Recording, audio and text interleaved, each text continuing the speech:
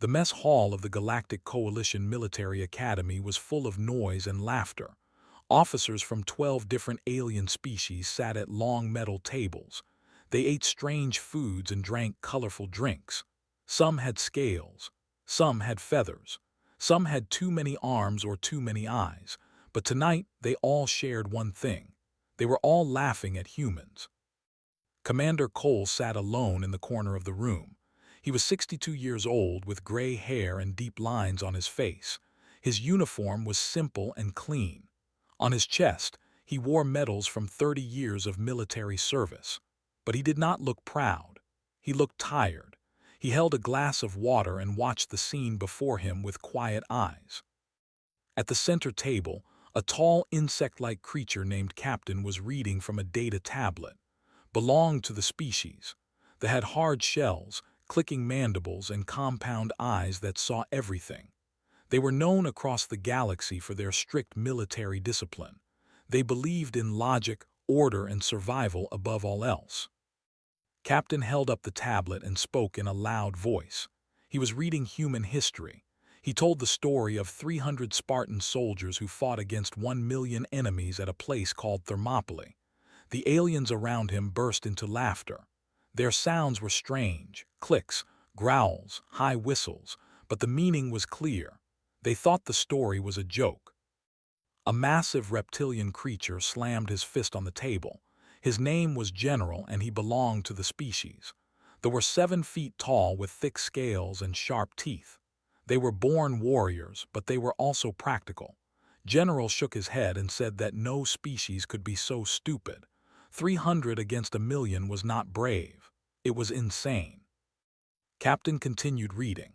He told stories of Japanese samurai who would rather die than surrender. He spoke of Viking warriors who charged into battle without fear. He described Roman soldiers who marched across entire continents on foot.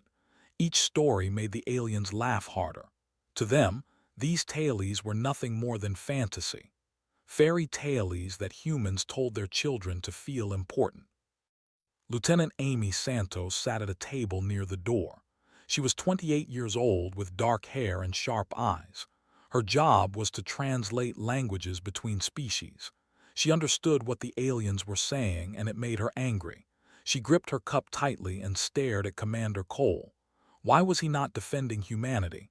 Why was he just sitting there? A 4-armed creature named Counselor watched the scene with interest. Was a species known for their wisdom and careful observation. They did not laugh at the stories, instead watched Commander Cole. The old human showed no anger, he showed no embarrassment, he simply sat and listened. This was strange. Had seen many soldiers from many species. Insults usually caused reactions, but Cole remained perfectly still. Captain noticed Commander Cole sitting alone. He stood up and walked toward the human. His hard feet clicked against the metal floor. The other aliens grew quiet. They wanted to see what would happen. Stopped in front of Cole and looked down at him with his many eyes. Asked Cole a direct question. He wanted to know why humans created such impossible stories. Were they ashamed of their weak bodies? Were they embarrassed by their short lives? Humans only lived for about 80 years. They lived for 300. Perhaps, suggested, humans invented heroes because they had none in real life. The mess hall was completely silent now. Every alien watched and waited. Lieutenant Santos felt her heart beating fast. She wanted to stand up and shout at. She wanted to defend her species. But before she could move, Commander Cole slowly set down his glass. Cole looked up at. His eyes were calm but serious. He did not raise his voice. He did not show anger. Instead, he asked a simple question. He asked if any of the officers in this room had ever served alongside humans in actual combat. The question hung in the air like smoke. A few hands rose slowly. General lifted his massive claw. Counselor raised 2 of her 4 arms.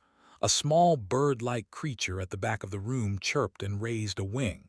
Commander Cole nodded. He turned to General and asked if they would share his experience. General hesitated. His yellow eyes became distant, as if he was remembering something painful. The other aliens noticed this. They had never seen the mighty warrior look uncomfortable, was famous for his courage. He had fought in dozens of battles. What could possibly make him hesitate? Began to speak slowly. He talked about a battle at a place called Nexus Station. It was 10 years ago. A coalition force was protecting a civilian outpost when raiders attacked without warning. The defensive line collapsed in minutes. Soldiers were dying everywhere. Himself was wounded and could not move. Then a human sergeant named Danny Marsh did something impossible. When the line fell, Marsh stood in the breach alone. He was not a big man. He was not special, but he refused to move. He fought for 11 minutes by himself while wounded soldiers crawled to safety behind him. Paused, his voice became quieter. He said that Sergeant Marsh took 47 injuries during those 11 minutes. Cuts, burns, broken bones, any one of them should have stopped him, but Marsh kept fighting. He kept standing. He only fell when the last wounded soldier was safe. The mess hall was silent. No one was laughing now. Captain's mandibles had stopped clicking. He stared at General with confusion. How was this possible? How could any creature ignore such damage to their body? Looked at Commander Cole. He said that he had asked the human medics about this afterward. He wanted to understand what chemical or drug allowed Marsh to keep fighting. The medics had laughed at him. They said there was no drug. They said Marsh was running on something else, something the humans called duty. Commander Cole nodded slowly. He turned to face the room full of alien officers. His voice was soft but clear. He said that the stories were not finished yet. He asked if anyone else had something to share. Counselor stepped forward. Her 4 arms were clasped together in a gesture of respect. She said that she had been a medical observer during something called the Siege of Prime, and what she saw there still gave her nightmares. Lieutenant Santos watched all of this with wide eyes. The mood in the room had completely changed. The laughter was gone. In its place was something else, something that looked almost like fear. She did not know what Counselor was about to say, but from the look on this face, she knew it would change everything. Counselor stood in the center of the mess hall. Her gray skin looked pale under the bright lights. Her 4 arms trembled slightly as she prepared to speak. The alien officers around her leaned forward in their seats. Even Captain had stopped his mocking. Something in his eyes told them that this story would be different. Began her account. 5 years ago, she was assigned as a medical observer to a coalition hospital ship called the Mercy. The ship was carrying 3,000 wounded soldiers from different species. They were traveling through safe space when enemy forces appeared from nowhere. The ship was trapped behind enemy lines with no way to escape. The enemy ships surrounded the Mercy. They demanded surrender. The captain of the hospital ship was a named commander. He wanted to give up. It was the logical choice. But before he could respond, the human Marines on board did something unexpected. 200 of them volunteered to go outside the ship and hold the perimeter while the engineers repaired the engines. Paused. Her voice became softer. She explained that the perimeter was just open space with a few floating platforms. The humans would have almost no cover. They would be fighting in spacesuits against enemy soldiers with better weapons and better armor. Everyone knew it was a death sentence, but the humans did not hesitate. They simply checked their weapons and walked to the airlocks. The siege lasted 9 days. Watched from the medical bay as reports came in hour after hour. The humans were dying. On the first day, they lost 30 soldiers. On the second day, they lost 20 more. By the 5th day, less than 100 remained. But they did not retreat. They did not ask for help. They simply held their positions and kept fighting. General interrupted. He asked why the humans did not fall back to the ship. Why did they stay outside when they were clearly losing? Looked at him with sad eyes. She said that she had asked the same question to a wounded human soldier. The soldier had laughed at her. He said that the patients inside the ship could not move. If the enemy got past the perimeter, everyone would die. So the perimeter could not fall. It was that simple. On the 9th day, coalition reinforcements finally arrived. The enemy forces retreated. When went outside to help collect the wounded, she found only 17 humans still alive. 17 out of 200. They were bloody and broken. Their suits were torn. Their weapons were empty, but they were still standing at their posts. His voice cracked as she continued. She said that she examined the bodies of the fallen humans afterward. This was her job as a medical observer. She needed to understand what had happened. What she found disturbed her deeply.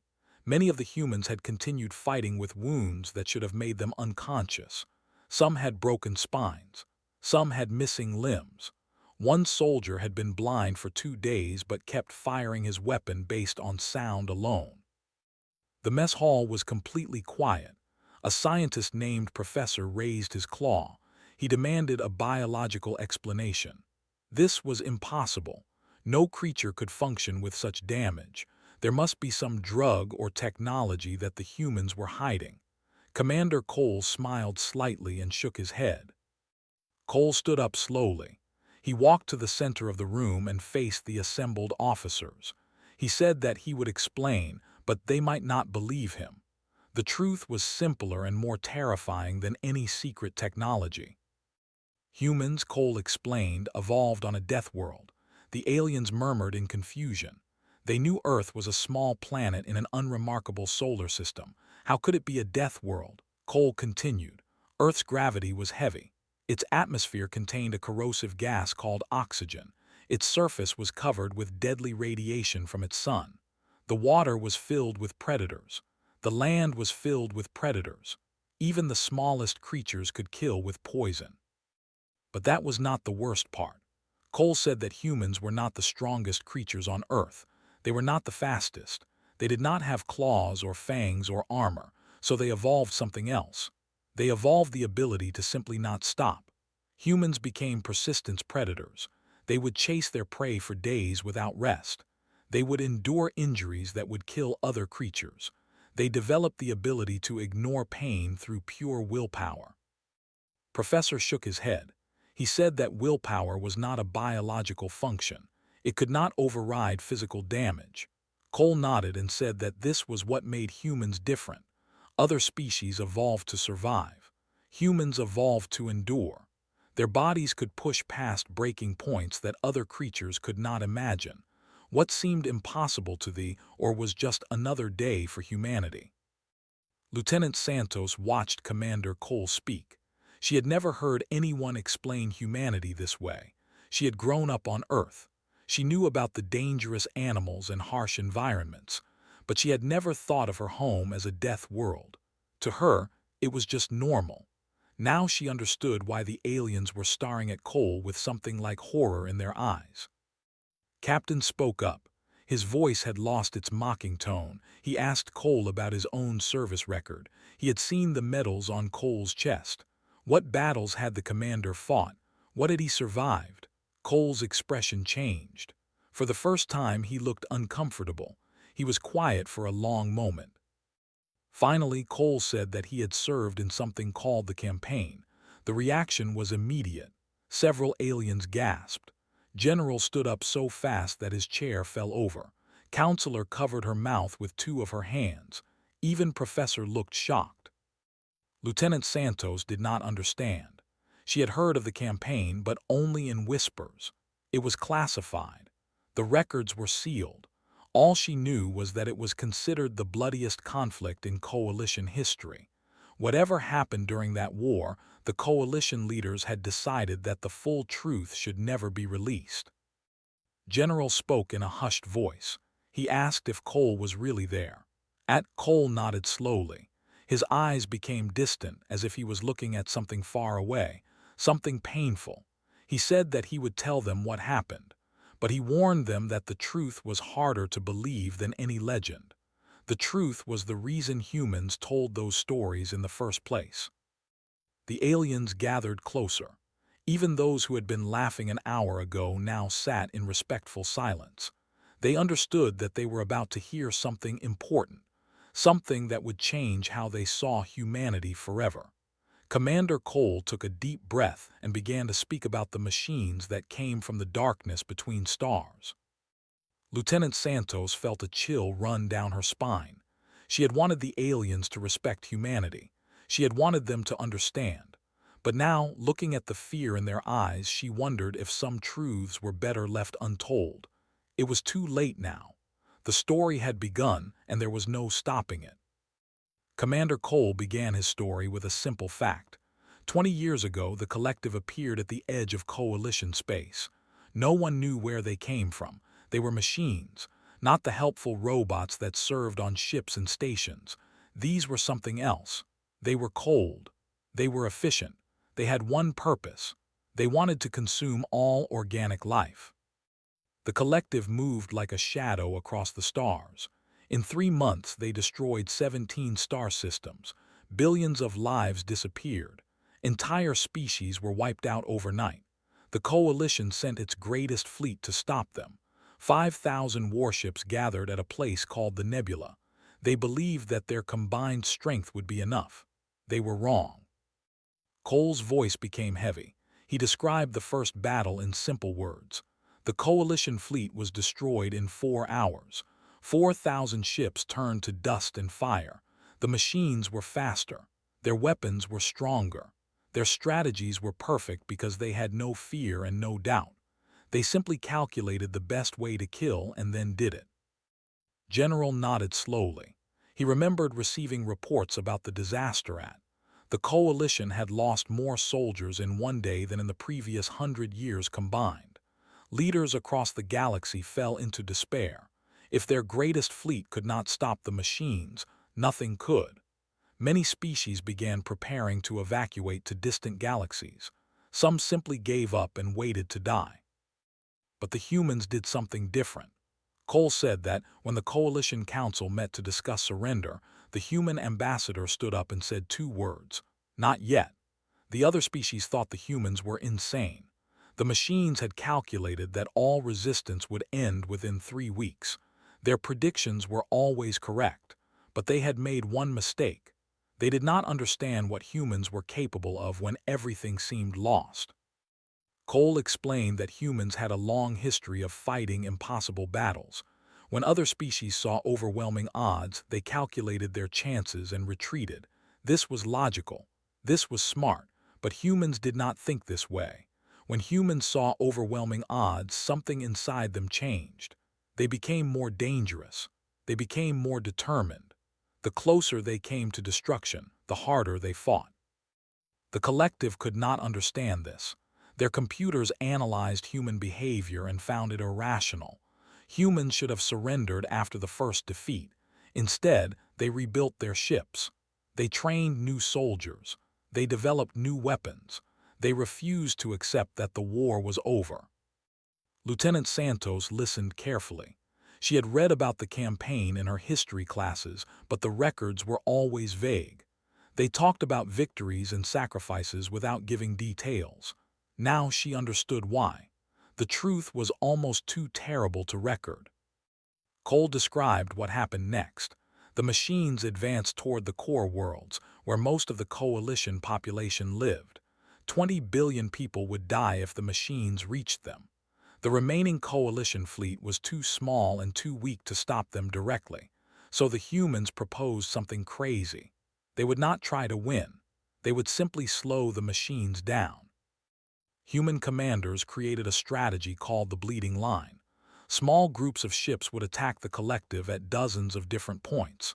They would hit the machines and then retreat before they could be destroyed. They would do this again and again, day after day, never stopping, never resting. The goal was not to defeat the enemy. The goal was to make every step forward cost the machines something. Captain shook his head. He said that this strategy made no sense. Small attacks could not destroy the collective. The machines would simply repair their damage and continue. Cole smiled sadly and said that was thinking like a machine. He was calculating losses and gains, but humans were not fighting for calculations. They were fighting for time. Every day that the collective was delayed meant another day for civilians to evacuate. Every ship the humans lost bought time for children to escape to safety. The human soldiers knew they were going to die. They accepted this.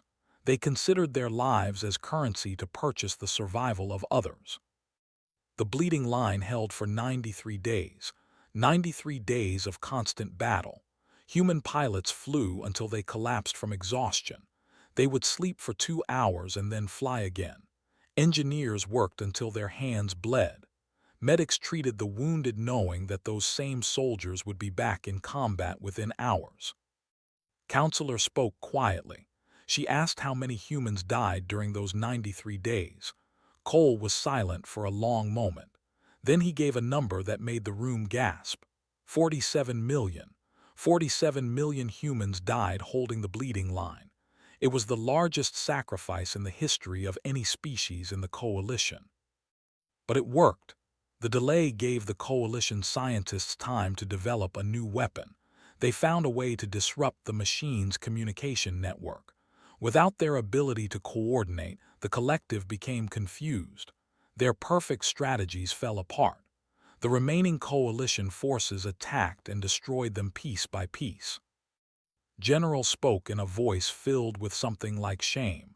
He said that the fleet had retreated after the first battle. His people had calculated that resistance was futile. They had abandoned the humans to fight alone, and yet the humans had saved everyone anyway. Cole shook his head. He said there was no shame in calculation. They had made a logical choice based on the information they had. But humans were not built for logic. They were built for something else. They were built to stand when standing seemed pointless. They were built to fight when fighting seemed hopeless. Professor leaned forward. His scientific curiosity had overcome his shock. He asked why humans evolved this way. What advantage did hopeless resistance provide? Cole thought about the question for a moment. Then he answered. On Earth, he said, survival was never guaranteed. Predators were everywhere. Natural disasters struck without warning. Disease could kill entire communities. Humans learned very early that sometimes there was no good choice. Sometimes every option led to death.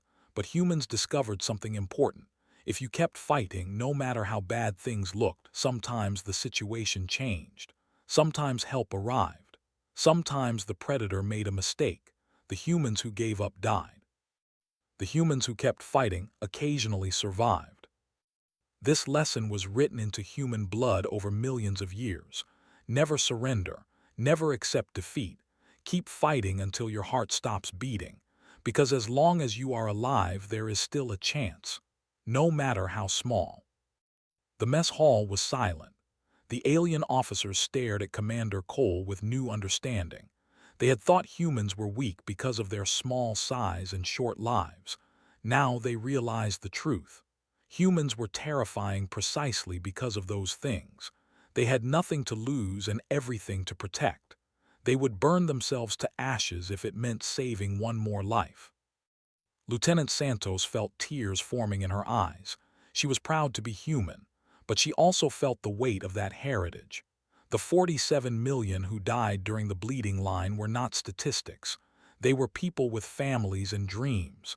They gave up everything so that others could live. That was the truth behind the legends. That was what it meant to be human. Commander Cole paused to take a drink of water. His hands were steady, but his eyes showed the weight of old memories. The alien officers waited in silence. They could sense that the story was about to become personal. Cole set down his glass and continued. During the final weeks of the campaign, he said, the Coalition had one last problem. The civilian evacuation from the core worlds was almost complete. 18 billion people had been moved to safety, but 2 billion remained. They were gathered at a place called Horizon Gate, waiting for transport ships to carry them away. The machines knew this. They sent their largest dreadnought to destroy the evacuation fleet. Cole described the dreadnought in simple terms. It was 3 miles long. It carried weapons that could crack planets. It had shields that could stop anything the Coalition could throw at it. And it was heading straight for 2 billion helpless civilians. The Coalition had no ships nearby that could stop it. The nearest reinforcements were 6 hours away. The evacuation fleet needed 4 hours to complete loading and jump to safety. That left a gap of 2 hours.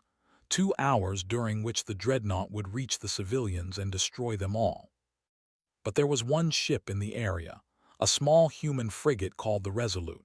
It was damaged from previous battles. Its crew was exhausted. Its weapons were nearly empty. The Resolute was by a factor of 50 to 1. Any reasonable commander would have retreated to save their crew. The machines calculated that this was exactly what would happen. Captain Park was not a reasonable commander. She was a human. Cole described Captain Park as a small woman with gray hair and tired eyes. She had served in the Coalition Navy for 40 years. She had lost her husband in the first battle against the machines. Her son had died holding the bleeding line. She had nothing left except her duty and her ship. When the dreadnought appeared on her sensors, Captain Park made a decision. She positioned the Resolute directly between the machine ship and the evacuation fleet. Then she sent a message that would become famous across every world in the Coalition. Her words were simple: "We are humanity. We do not yield." General leaned forward. He asked what happened next. His voice was barely a whisper. Cole said that the Resolute fought the dreadnought for 4 hours. 4 hours against a ship that should have destroyed them in 4 minutes. Captain Park used every trick in human naval history. She used tactics from ancient submarine warfare. She borrowed strategies from cavalry charges and guerrilla fighters. She did things that the machines had never seen before because no logical species would ever try them. When the Resolute's weapons ran dry, Captain Park did not stop. She rammed her ship into the dreadnought's sensor array, blinding it. The impact should have destroyed the frigate, but somehow it held together. When the engines failed, the surviving crew used escape pods to push debris into the dreadnought's weapon systems, jamming them. The machines could not understand what was happening. Their calculations said the human ship should have been destroyed in the first exchange. Instead, it kept fighting. It kept surviving. It kept blocking their path. Every time they thought the Resolute was finished, it found a new way to continue. Counselor asked about the crew. How did they survive for 4 hours under such attack? Cole's expression became darker. He said that they did not all survive. The ship took hit after hit. Crew members died at their stations, but the others kept fighting. They stepped over the bodies of their friends and kept working. They sealed breaches with their own bodies when there was no other material available. Captain's mandibles clicked nervously. He asked why. Why would anyone do this? They could have escaped. They could have saved themselves. Why choose certain death? Cole looked at with calm eyes. He asked the captain a question. Had ever loved something more than his own survival? Had he ever cared about someone so much that he would give his life to protect them? Was silent. In culture, self-preservation was the highest virtue. The concept of dying for others was strange and disturbing to him. Cole nodded slowly. He said that this was the difference between humans and most other species. Humans formed connections. They built families and communities and nations. They loved their children and their parents and their friends. And when those connections were threatened, something inside humans changed. Self-preservation stopped being the priority. Protecting others became more important than survival. The crew of the Resolute knew that 2 billion people were counting on them. They knew that children and mothers and fathers would die if they failed, so they did not fail. They refused to let the mathematics of war determine the outcome. They fought with something the machines could never calculate. They fought with love. After 4 hours, Coalition reinforcements finally arrived. The dreadnought was surrounded and destroyed. The evacuation fleet escaped safely. 2 billion lives were saved because one small ship and its crew decided that their own deaths were an acceptable price. Lieutenant Santos wiped her eyes. She asked about Captain Park. Did she survive? Cole's voice became very quiet. He said that Captain Park died during the 3rd hour of the battle. A direct hit destroyed the bridge, but before she died, she transferred command to her first officer. Her final log entry was a message to her daughter. She said that she was not afraid. She said that she had lived a full life. She asked only that her sacrifice be used to protect others. That was her only wish. The mess hall was completely silent. Some of the aliens had tears in their eyes, though their tears looked different from human ones. Captain stared at the floor. His rigid certainty about human legends had completely collapsed. He finally understood that the stories were not exaggerations. If anything, they were understatements. General stood up slowly. His massive form cast a shadow across the room. He looked at Commander Cole with new respect. He said that he owed the humans an apology. His people had retreated when the fighting was hardest. They had left the humans to die alone, and yet the humans had saved everyone. The general bowed his head in shame. Cole shook his head. He said that there was no need for shame or apology. War was terrible. Everyone did what they could. What mattered now was learning from the past and building a better future together. His words were kind, but they carried an unspoken weight. The aliens knew that humanity had paid a price that no other species had been willing to pay. That debt could never be fully repaid. Lieutenant Santos noticed something strange. Throughout the entire story, Commander Cole had spoken about Captain Park and her crew as if he knew them personally, as if he had been there.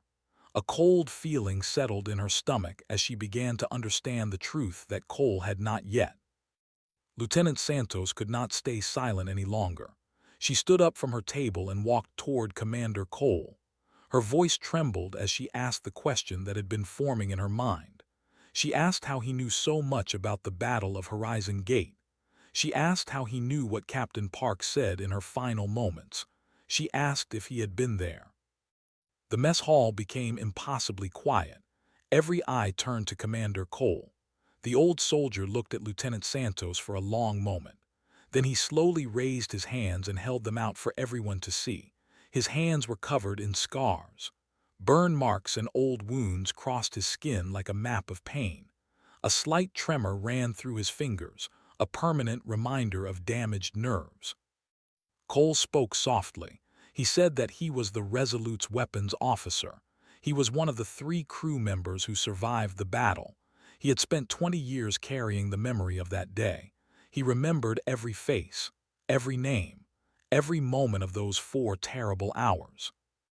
The aliens stared at Cole with a mixture of shock and awe. This quiet old man sitting in the corner had been part of one of the greatest military actions in Coalition history. He had fought against impossible odds. He had watched his friends die around him, and he had kept fighting until the job was done. Captain approached Cole slowly. The captain who had mocked human legends just an hour ago now looked small and humble.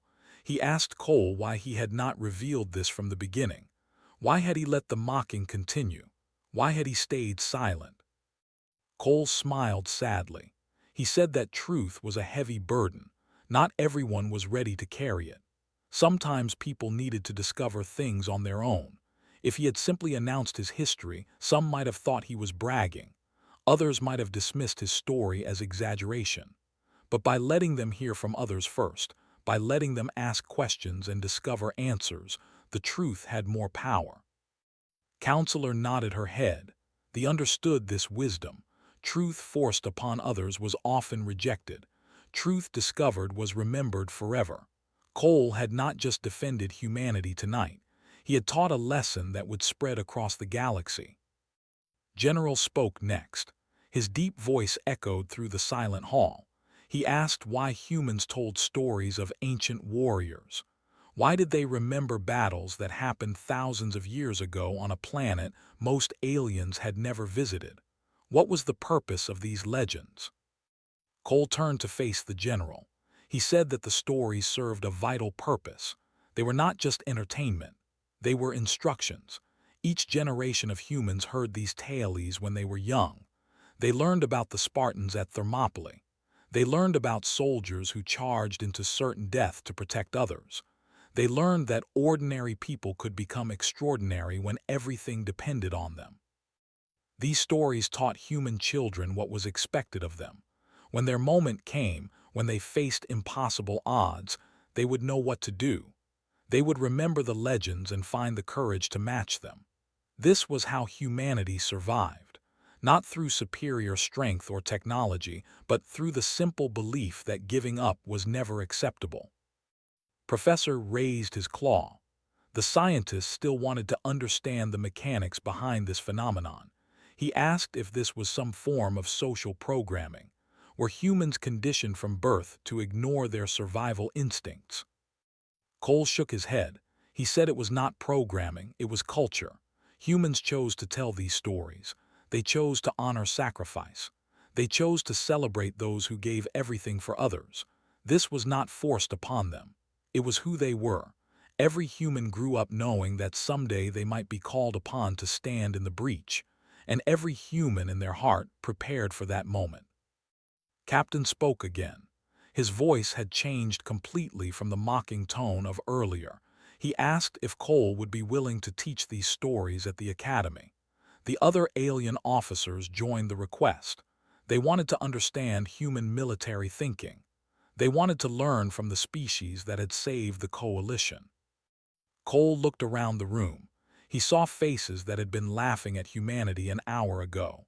Now those same faces showed respect. Some showed fear. Some showed a hunger to learn. He nodded slowly and said that he would be honored to teach anyone who wanted to listen. General announced that the military academy would request all records from the campaign. He wanted his soldiers to study what humans had done. He wanted them to understand that there was more to war than calculations and strategies. There was something deeper, something that could not be measured but could change everything. The gathering began to break apart. Officers from different species approached Cole to thank him for sharing his story. Some offered formal apologies for their earlier mockery. Others simply stood in respectful silence. The mood in the mess hall had completely transformed. Lieutenant Santos watched all of this with pride. She had wanted the aliens to respect humanity. She had wanted them to understand that the legends were real. She had gotten far more than she expected. She had witnessed a transformation. The aliens would never look at humans the same way again. As the crowd thinned, Counselor approached Commander Cole privately. Her forearms were folded in a gesture of deep thought. She asked him a quiet question. She wanted to know why he had never corrected the misconceptions about humanity before tonight. He had been at the academy for years. He had heard the jokes and the dismissals many times. Why did he finally choose to speak? Cole considered the question carefully. He said that he usually stayed silent because the truth was painful. Every time he spoke about the Resolute, he relived that day. He remembered the sounds and the smells and the faces of dying friends. It was easier to let people believe what they wanted, but tonight was different. Tonight, he saw young Lieutenant Santos getting angry on behalf of her species. He saw an opportunity to teach something important. Nodded slowly. She said that Santos was lucky to have witnessed this moment. Cole smiled and said that luck had nothing to do with it. Humans did not believe in luck. They believed in making their own opportunities. They believed in standing up when it mattered. Santos had been ready to defend humanity even against powerful aliens. That courage had inspired Cole to finally share his story. The counselor asked one final question. She wanted to know if humans were always so patient. They seemed to endure so much without complaint. How did they do it? Cole laughed for the first time that evening. It was a warm sound, full of genuine amusement. He said that patience was just another form of endurance, and endurance was what humans did best. They could wait for years if necessary. They could suffer in silence until the right moment arrived. Then they would act, and nothing in the galaxy could stop them. Thanked him for his honesty. She said that the coalition was fortunate to have humans as allies. She hoped that someday her own people would develop some of that same determination. Cole told her that every species had strength inside them. Sometimes they just needed the right moment to discover it. Lieutenant Santos approached as Counselor walked away. She stood beside Commander Cole and looked out at the empty mess hall. She said that tonight had changed everything. The aliens would spread these stories across the galaxy. Every species would hear about human legends and know that they were true. Cole nodded. He said that this was good, but it also came with responsibility. Humans now had a reputation to maintain. Future generations would be expected to live up to the legends. They would be expected to show the same courage and determination. This was a heavy burden to carry. Santos said that humans had been carrying that burden for thousands of years. They would carry it for thousands more. Cole smiled and placed a gentle hand on her shoulder. He said that she was right. This was what humans did. They carried the weight of the past and used it to build the future. The old soldier walked out of the mess hall and into the cool night air. Above him, countless stars filled the sky. Somewhere out there, the graves of 47 million humans drifted in the darkness. The crew of the Resolute rested among them. Captain Park and all the others who had given everything so that others could live. Commander Cole looked up at those stars and made a silent promise. He would continue to tell their stories. He would make sure the galaxy never forgot what humanity was capable of. The legends would live on, not as fairy tales, but as truth. And as long as humans existed, they would be ready to create new legends when the moment demanded. He walked into the darkness, a living legend in a galaxy that finally understood what that meant. Behind him, the lights of the academy glowed warm and bright. Inside, alien officers were already writing messages to there. They were sharing what they had learned. They were warning their people about the small, fragile, impossibly stubborn species called humans, the species that refused to yield, the species that turned legends into reality. The end.